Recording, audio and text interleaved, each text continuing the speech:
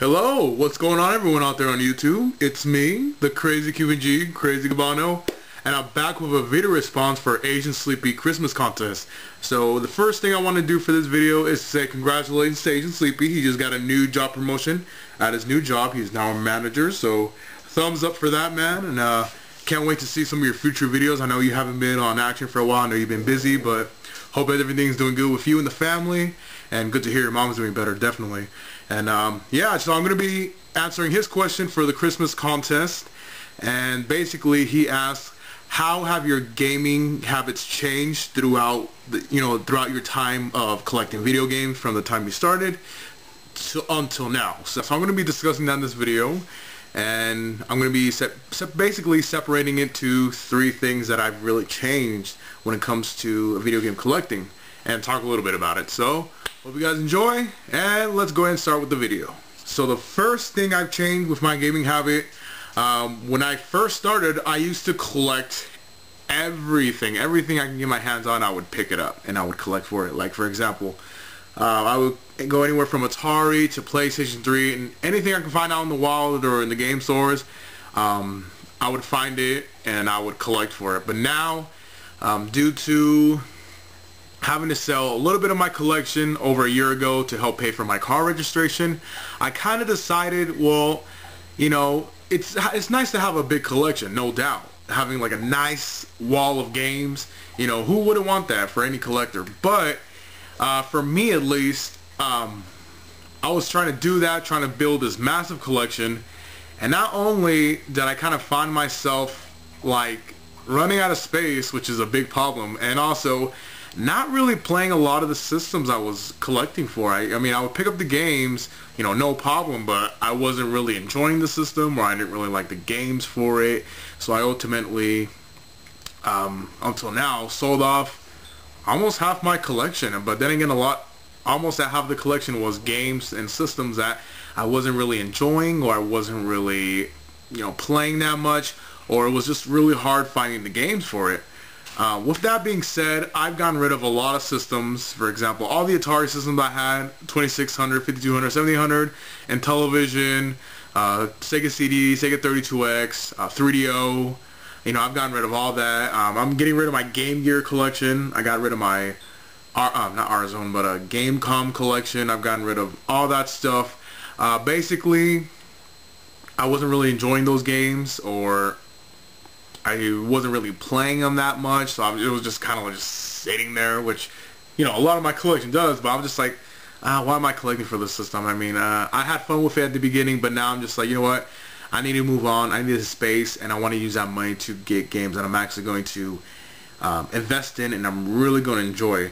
And, for that time, it was kind of hard collecting for all these systems, because, you want to build a nice collection for all the systems, but if you collect for so many, based on your finances, it seems really hard to do that. So, for me, owning a house, a car, and, having a lot of bills to pay, you want to kind of collect for a good amount of systems, but not too many. So that's why I just had to get rid of a lot of those, and just taking up too much space, and I was able to use that money towards something better. So, habit number two that's changed with me, now, before in the past, when I first started collecting, kind of like the same thing as number one, I would collect everything and anything, boxed, loose, whatever it is. As long as it was gaming related, as long as it was cheap, I would pick it up. Now, I'm trying to collect everything, whether it's for games, systems, accessories, all complete in box. And that's something that has stuck with me for about a year or two, and now, it's nice having loose games, but to have them complete in the box is something that I would really like for my collection, not only to protect the games, but, for the shelf to look nice. And for this rule, I've only made an exceptions for two game systems. That's it. Number one is Neo Geo MVS. Now, I know there's a cool way to display your Neo Geo MVS games.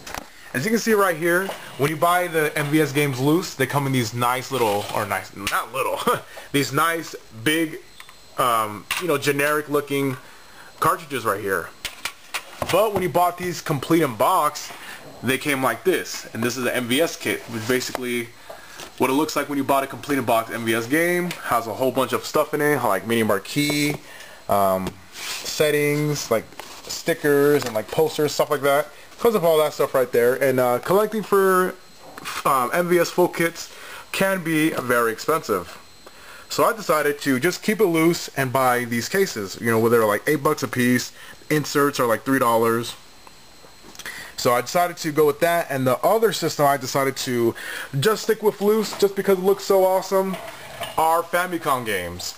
Now, I know Famicom games, complete in box, some of them can be hard to find, so I decided, you know what, just keep them in these nice box protectors, which you can actually use the Sega Genesis ones, and they're basically the same size, just in case you guys didn't know that.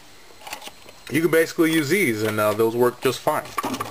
And not only do they look so badass, you know, next to each other, just the different variants of colors these cards came in really makes the shelf really look nice if you have a lot of these. So those are the only two systems I'm only going to collect for loose. Everything else I'm like to complete in box. So all these games right here, I'm trying to find boxes for these, manuals as well. So that's another thing that's changed with me. You know, I try to collect complete in box, complete in case as often as I can.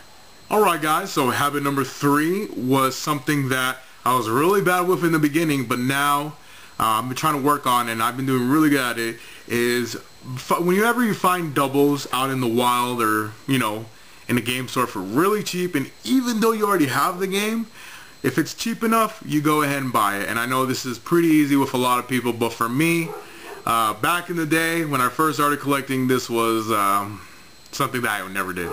And here's a good example. A long time ago when I worked at the Goodwill, that was like 5-6 years ago, I came across a complete box Nintendo 64. Now everything was nice, the box was nice, everything was in there, looks really great. And at the time I was like, well, it looks nice, it's $30, but I already have one. And one of the managers told me, oh, well, tomorrow is half off, so you can pick that up for $15. And you know, me now, I'd be like, well, hell yeah, I'm gonna come by tomorrow, pick that shit up real quick for $15. Me 5 or 6 years ago, I already have one. I don't need another one.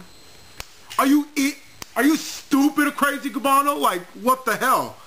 But you know what? That was one of my biggest remorse, is not picking up that complete in box Nintendo 64. Even though I had one, I already had one, but it was nice enough to have another one to be able to use as trade bait or to sell off or just to keep. But for some stupid reason back in the days, you know, whenever I would find something really cheap, even though I had it, I would never pick it up. I'm like, I don't need that, I already have it. Who does that nowadays? I mean, I'm so glad I changed that habit, because you would never know how many times, you know, back in the Goodwill, when you were actually able to find some good stuff, I would see something and it was actually a, you know, pretty good game, like complete in box, and I'd have it already, you know, in my collection, and it's like $5. I'll pass. Really? Really? But I don't know.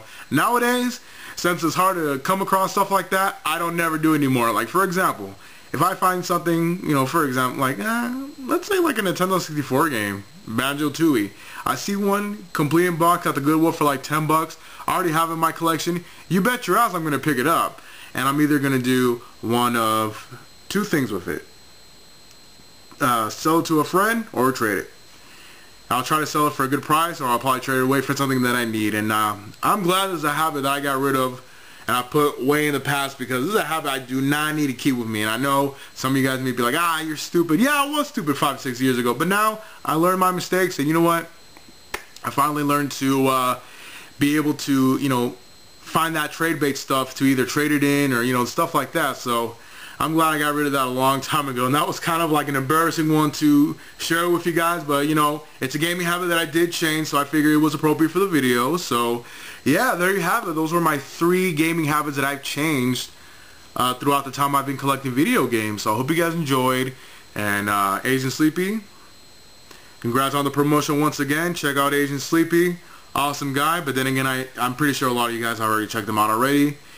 He does a lot of great videos, does a lot of awesome pickups. He be finding stuff all the time. I'm just like, what the fuck? Like, you find all this shit for like $1 or $2? Like, well, what I used to find back in the day. So, hope you guys enjoyed the video. Until then, this is your friendly Cuban gamer, Crazy Cabano. Be sure to stay tuned to my channel. I got a lot of videos coming up, a lot of great content. So, I hope you guys enjoy, and I hope you guys feel free to subscribe. Until then, peace out everyone, stay gaming, and I'll see you guys later. Peace!